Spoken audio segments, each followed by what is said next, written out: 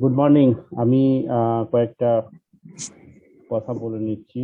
এক, আহ, আমি বুয়েটে এই টার্ম ফাইনাল পরীক্ষার ডিউটির জন্য কয়েকটা দিন সমস্যা হবে।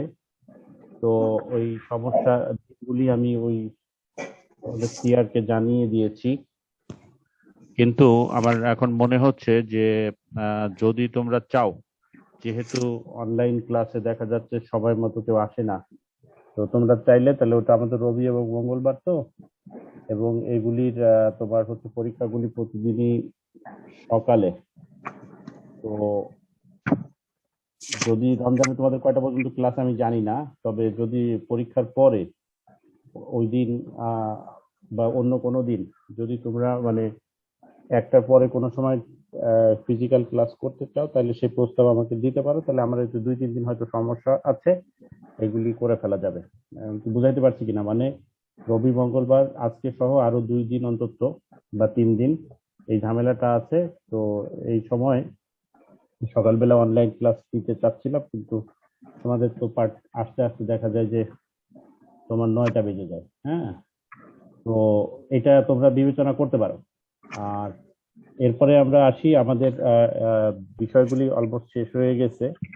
তোমার হচ্ছে এখন সিলেবাসে আছে শুধু মোটর প্রোটেকশন আর হচ্ছে তোমার হচ্ছে এইচভিডিসি প্রোটেকশন। এগুলি ছাড়া অন্য শেষ হয়ে গেছে, আমাদের বেশি ক্লাস লাগবে না।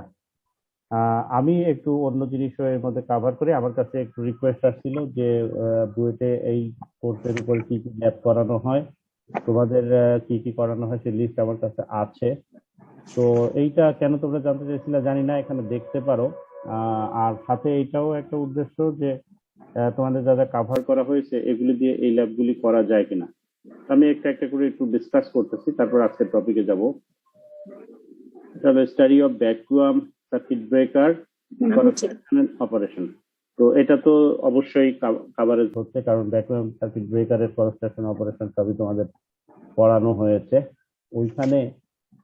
এখানে আসলে একটা ইন্ট্রোডাক্টরি ল্যাব এই জায়গাটায়, ওইটার কনস্ট্রাকশন অপারেশন দেখে। ওটা এমন নয় যে ওখানে হাতে কলমে তখন কিছু করা হয়, এটা মেইনলি একটা ভ্যাকুয়াম ব্রেকার খুলে দেখা হয় আর কি। তারপর 2 নম্বরে আছে, আচ্ছা কেউ একজন শব্দ করতেছে, একটু মিউট করে রাখো। হ্যাঁ, মিউট করে রাখো।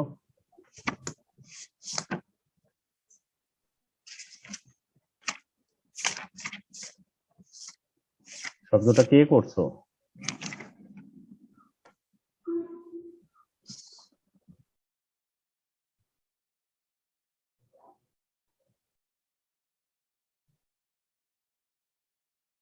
ওকে,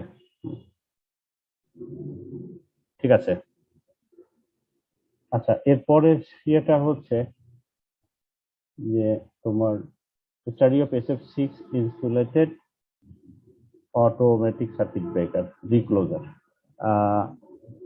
আসলে রিক্লোজার কথাটা তোমাদের হয়তো ওই ব্রেকার গুলির সাথে ছিল না। রিক্লোজার মানে একটা আরেকটা সার্কিট থাকে যেটা হচ্ছে নিজে নিজে আবার ক্লোজ হতে পারে। ইউজুয়ালি তোমার হচ্ছে ব্রেকার গুলি এমন থাকে যে ট্রিপ করে বসে থাকবে। হ্যাঁ, ট্রিপ করে বসে থাকাই হচ্ছে এর কাজকর্ম। কিন্তু আরেক ধরনের রিক্লোজার আছে যে করে কি, এরপরে ব্রেকার যে অন না করলেও সে নিজের থেকে সে ক্লোজ করতে পারে, অন করতে পারে। এগুলো একটা রিস্ক হচ্ছে যে সার্কিটে যদি প্রবলেম থাকে, সেই প্রবলেমটা দূর না করলে রিক্লোজার থেকে অন করে দিয়ে ঝামেলা করতে পারে। আর সুবিধা হচ্ছে যে ট্রিপ করার পর আবার নিজের থেকে যে ক্লোজ করতে হয়, এই ঝামেলা থেকে বাঁচা যায় আর কি। তবে সঙ্গে সঙ্গে কিন্তু রিক্লোজ করে না, ওর কিছু প্রোটেকশন অবশ্যই দেওয়া আছে। আচ্ছা, আর আমরা রিক্লোজার সার্কিট আমাদের এই সিলেবাসে না থাকায় আমরা রিক্লোজার সার্কিট কিন্তু পড়ি নাই। কিন্তু এটা তোমাদের বললাম যে অটোমেটিক একটা ইয়ে, যেটা ট্রিপের পরে অন করতে হয় না। কিন্তু ভালো মন্দ দুটোই বুঝতে হবে। বেশি রিস্কি সার্কিট এটা দেওয়া যাবে না, কারণ বেশিরভাগ ক্ষেত্রে সমস্যা হয়, সমস্যাকে রিমুভ করতে হয়, দেখতে হয় যে কি হয়েছে, তারপর সেটা সরানোর পরে তারপরে হচ্ছে অন করতে হয়। তারপরে study of LT switch gear. এখানে এলটি সুইচ গিয়ার বলতে লো ভোল্ট, লো টেনশন বলতে ভোল্টেজ বোঝাচ্ছে আর কি। এই 450 এই লেভেলের আর কি, 415 ভোল্ট লেভেলে। তো এটাও তোমাদের মানে এগুলি পারার কথা। Study of under voltage and over voltage relay. তো এই আন্ডার ভোল্টেজ ওভার ভোল্টেজ তোমাদের আসলে আমরা যে সিলেবাস দেখলাম সেই সিলেবাসে নাই। হ্যাঁ, হ্যাঁ, হ্যাঁ, হ্যাঁ। আচ্ছা, তাহলে এখানে একটু দেখো যে আমি তোমাদের আজকে হঠাৎ করে এক্সপেরিমেন্টে যাওয়ার একটা কারণ আছে। কারণটা হচ্ছে যে আমি তোমাদের সিলেবাসটা তো কি আছে তোমরা জানো, আমি তো ক্লাসের শুরুর দিকেই কন্টেন্ট গুলি দেখিয়ে দিই যাতে আমাদের টার্গেট রাখতে হবে। তো একটা সিলেবাস করা হয় অনেক চিন্তা ভাবনা করে। তো ওখানে আন্ডার ভোল্টেজ ওভার ভোল্টেজটা ওইভাবে অতটা নাই, কিন্তু তোমাদের এক্সপেরিমেন্টও আছে, আবার এই যে বুয়েটের এক্সপেরিমেন্টও আছে। তো আমি সিদ্ধান্ত নিয়েছি যে এই টপিকটা একটু কভার করে দিব, আন্ডার ভোল্টেজ ওভার ভোল্টেজ প্রবলেমটা এটা একটু কভার করে দিব। আর ডেফিনিট টাইম ওভার কারেন্ট এটা অবশ্যই পড়ানো যেতে পারবে, ইনভার্স টাইমও এটা পারবে। আর হচ্ছে স্টাডি অফ হাই ভোল্টেজ ফিউজেস পারবে, মানে কি এগুলি সব পড়ানো হয়েছে। দেখো এই যে 7টা এক্সপেরিমেন্ট এখানে করানো হয়, এর মধ্যে এই যে 4 নাম্বারটা এই টপিকগুলি আমরা কভার করে নিই, আর বাকি সব কিন্তু হয়ে গেছে সব। আর এখানে ফিউচারের মানে ফিউচার মানে বুয়েটের কথা বলতে এখানে এই ল্যাবগুলি ইন্ট্রোডিউস করা হবে ভবিষ্যতে, ডিফারেন্সিয়াল রিলে। দেখো এটা কিন্তু অলরেডি পড়ানো হয়, কিন্তু এখানে এই এক্সপেরিমেন্টাল সেটআপ নাই ট্রান্সফরমার প্রোটেকশনের জন্য। মানে এইগুলি হচ্ছে যে আমরা যে বলি যে প্রোটেকশন স্কিম সেগুলি। আর স্টাডি অফ ডিস্টেন্স রিলে তো দেখলাম যে এগুলিও কিন্তু আমাদের ডিফারেন্সিয়াল ডিস্টেন্স এগুলি হয়ে গেছে। তো সবকিছু মিলালে শুধু এই ওভার ভোল্টেজটা আমি এক্সট্রা একটু কভার করে দিব। এইখানে একটু জাস্ট আগের দিন যেটা আলাপ করেছি যে সিলেবাসে আছে মোটর প্রোটেকশন, সেইখানে একটা সমস্যার কথা আমি তোমাদের বলেছি, সাথে এটাও বলেছি যে এটা প্রোটেকশন সিস্টেমে এটা না পড়িয়ে এটা ইয়েতেও পড়ানো যায়, মোটর টোটো যখন পড়ানো হয়েছিল তখনও। তো এখানে একটা অন্যতম বিষয় হচ্ছে যে ওই যে 3 ফেজ মোটরের একটা ফেজ যদি খুলে যায় তাহলে সম্ভাব্য সমস্যা কি হয় আমি কিন্তু আলাপ করেছি। যারা খেয়াল করো নাই তাদের জন্য বলি যে এরকম 3টা লাইনের 2টো লাইন থাকে, একটা লাইন খুলে যায় তখন সেটা একটা সিঙ্গেল ফেজ ইফেক্ট হয়। সিঙ্গেল ফেজ ইফেক্ট হলে ইনার্শিয়ার কারণে 3 ফেজে সে যে পরিমাণ পাওয়ার নিচ্ছিল সেই পরিমাণ পাওয়ারই সে টানতে থাকে, কিন্তু সিঙ্গেল ফেজে ওই পরিমাণ পাওয়ার দিতে গেলে অনেক বেশি কারেন্ট হয়ে যায়। তো আলটিমেটলি এটা তোমার হচ্ছে ওকে না থামালে এটা মুশকিল, ওইভাবে সে কন্টিনিউ করতে পারবে না। তো ওখানে একটা রিলে ইউজ করা হয় যেটা হচ্ছে ফেজ সিকোয়েন্স আর ফেজ ফেইলিওর রিলে। মানে এই একসাথে দুটো কাজ করতে পারে, একটা হচ্ছে ফেজ সিকোয়েন্স ওলট পালট করলে সে টের পায়।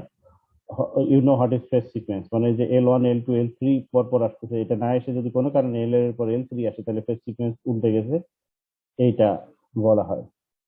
তো আর অন্যটা হচ্ছে যে আমরা যেটা বললাম একটা লাইন মনে করো খুলে গেল, তো এখানে দুইটা দেখানো মানে হচ্ছে দুইটা দুই কোম্পানির ব্র্যান্ড আর কিছুই না, যে কোনো একটা হলেই চলে আর কি।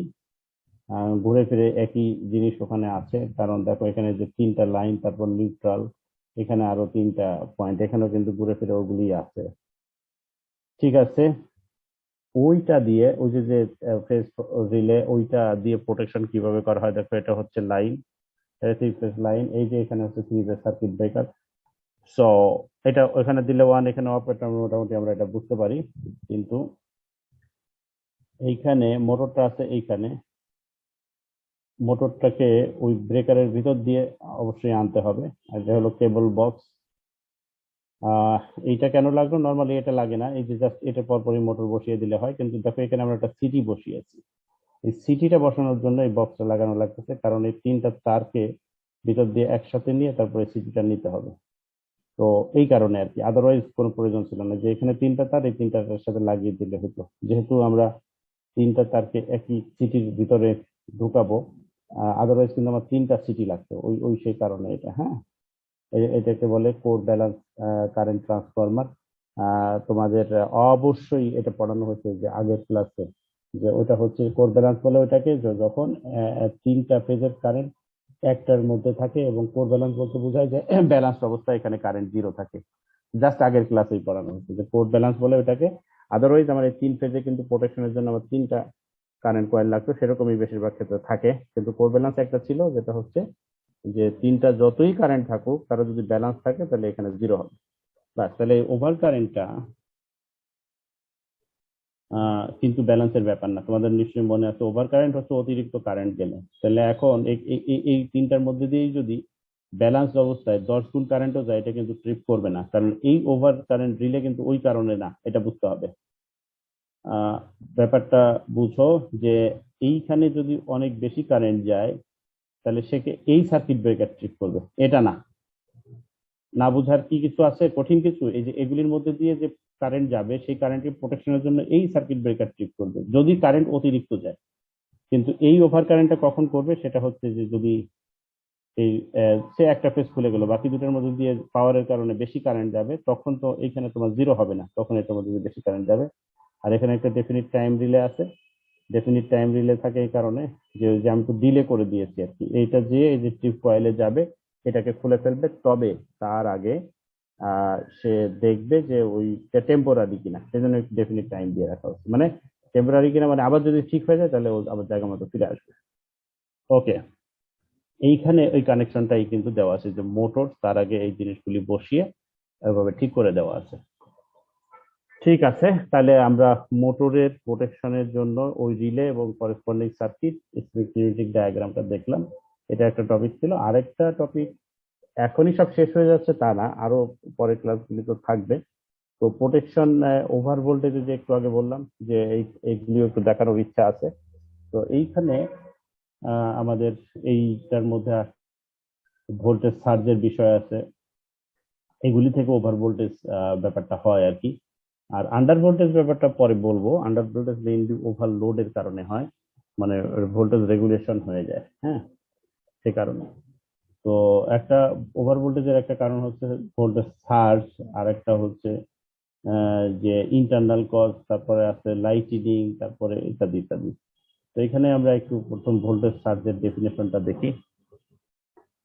ভোল্টেজ সার্জের ডেফিনেশন দেখি। সার্জের ডেফিনেশন হচ্ছে যে যদি হঠাৎ করে যদি ভোল্টেজ বেড়ে যায় এবং অল্প সময়ের জন্য যদি ভোল্টেজটা থেকে আবার চলে যায়, এটা হলো ভোল্টেজ সার্জ। এগুলি সাধারণত আহ কয়েকশো মাইক্রোসেকেন্ড পর্যন্ত এটা থাকে। হ্যাঁ, কয়েকশো মাইক্রোসেকেন্ড পর্যন্ত এই সার্জটা থাকে। এবং এগুলি লাইটিনিং স্ট্রাইক যে হয়, বজ্রপাত, সে কারণে এটা হইতে পারে। আরো কারণ আছে। এটা এই লাইন দিয়ে, এই ভোল্টেজ লাইন একবার সার্চ করে লাইন বরাবর সে আগাইতে থাকে এবং যেখানে যা পাবে সেটাকে আহ, ধ্বংস করার সে চেষ্টা করবে। যদি ধ্বংস করতে না পারে অন্তত ডিস্টার্ব করবে। এখন লাইন দিয়ে দৌড়ালে আসলে কি হয় দেখো, তুমি ওভারহেড ট্রান্সমিশন লাইনগুলি যে থাকে, লাইনগুলি কিন্তু প্রতিটা পোলে পোলে বা টাওয়ারে টাওয়ারে সে কিন্তু তোমার হচ্ছে ইনসুলেটর দিয়ে, এই যে ইনসুলেটর দিয়ে কিন্তু লাগানো থাকে। কাজেই দুটো পোলের মাঝখানে যদি বজ্রপাত হয় বা লাইটনিং স্ট্রাইক হয় বা কোনো কারণে যদি আমার সার্জ আসে, তাইলে সে নিয়ারেস্ট ইনসুলেটরে যে প্রথম আঘাত করবে, মানে হচ্ছে লাইন থেকে আর্থে এসে যাওয়ার চেষ্টা করবে। আর এই দুটোর মাঝখানে কিন্তু ইনসুলেটর আছে। তো ইনসুলেটরে, আমি জানি না আগে একদিন তোমাদের বলেছি কিনা, না বললে এটা মনে রাখো যে ইনসুলেশনের হচ্ছে দুই ধরনের ক্ষতি হয়। একটা হলো ফ্লাশ ওভার, মানে হচ্ছে উপচে পড়ার মতো, মানে ইনসুলেটরটা নষ্ট হবে না কিন্তু ভোল্টেজ ইনসুলেটরের দুই সাইডকে শর্ট করে ফেলবে, শর্ট করে সেখান দিয়ে কিছুটা ফ্লাশ হয়ে সার্জটা চলে যাবে মাটিতে, অর্থাৎ সাময়িকভাবে লাইন ফল্টের আন্ডারে পড়বে কিন্তু। আর অন্যটা হচ্ছে পাংচার বলে, পাংচার হলে কিন্তু ইনসুলেশন ড্যামেজ হয়ে যাবে, তখন ইনসুলেটরটা না পাল্টে আর লাইন থাকবে না।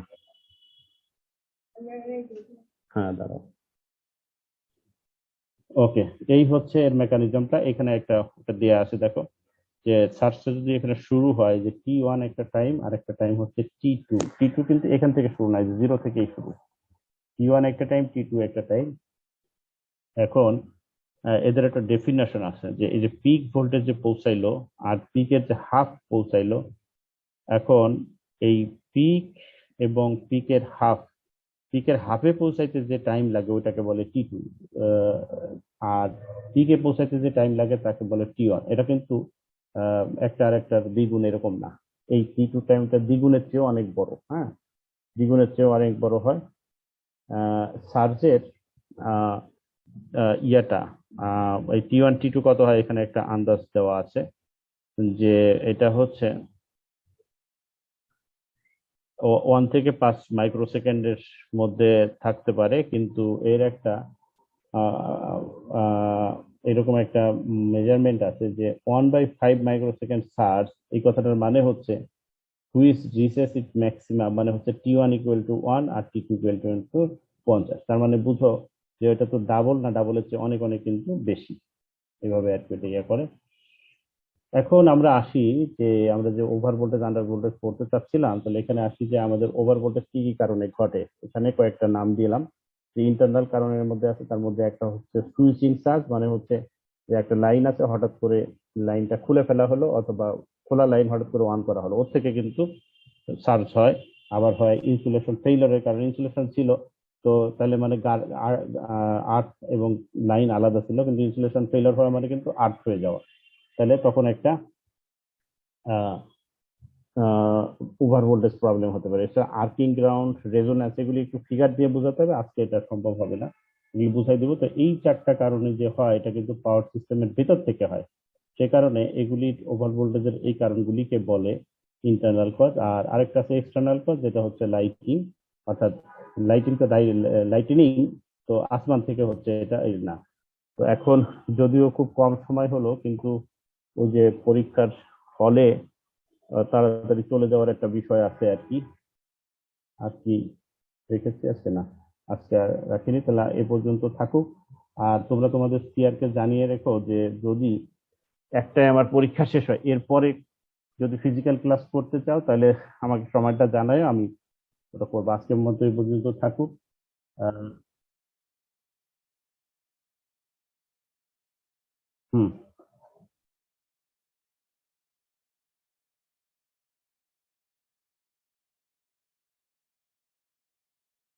সকাল 10টার প্রবলেম হচ্ছে এই যে পরীক্ষা আছে তো। হ্যাঁ, পারবো পারবো পারবো পারবো পারবো পারবো।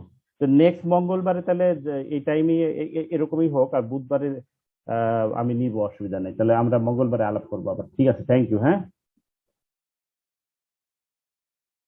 হ্যাঁ, হ্যাঁ, হ্যাঁ। ওকে, হ্যাঁ।